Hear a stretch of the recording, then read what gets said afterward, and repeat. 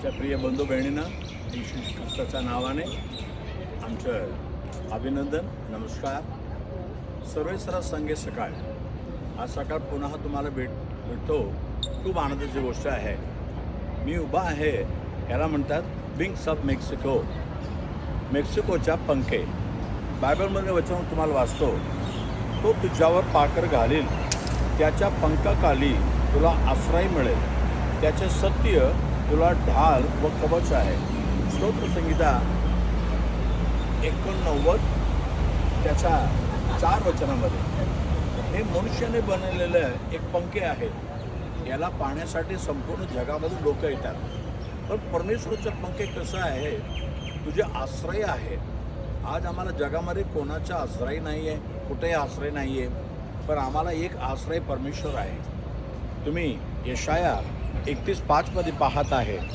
परमेश्वर म्हणतो, मी उडत जाणारा असं पक्षीसारखं मी यरूशलेमावर आपल्या पंख फेरेल आणि यरूशलेमासाठी मी आश्रय म्हणून राहील. परमेश्वर आमचा आश्रय आहे. आणि रूत 2:12 लिहिलेलं आहे, इस्रायलाच्या परमेश्वराच्या पंखेखाली तो आलेला आहे. तुला भरपूर आशीर्वाद भेटणार, भरपूर प्रतिफल भेटणार.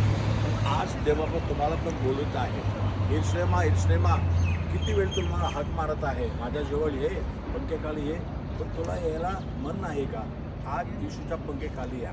येशूनं म्हटलं मत्ती 11:28, अहो कष्टी हो बाराकर जनो, तुम्ही सर्व माझ्याकडे या, मी तुम्हाला विश्रांती देईल. आज येशूकडे या ना, ते पंखेखाली या.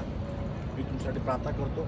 पवित्र देवबापा, या सकाळच्या वेळी देवबापा, तू या पंखासारखं याच्यापेक्षा चांगलं तू आपला पंखा पसरत आमच्यासाठी वाट पाहत आहे.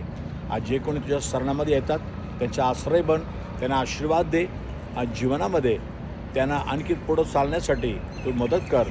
जे कुठं कुठं जातील ते तुझ्या पंखेखाली त्यांना सांभाळून घे. येशू ख्रिस्ताच्या नावाने मागे तुम्हाला ऐक प्रभू राजा. Amen amen. God bless you. पुन्हा उद्या सकाळी भेटूया.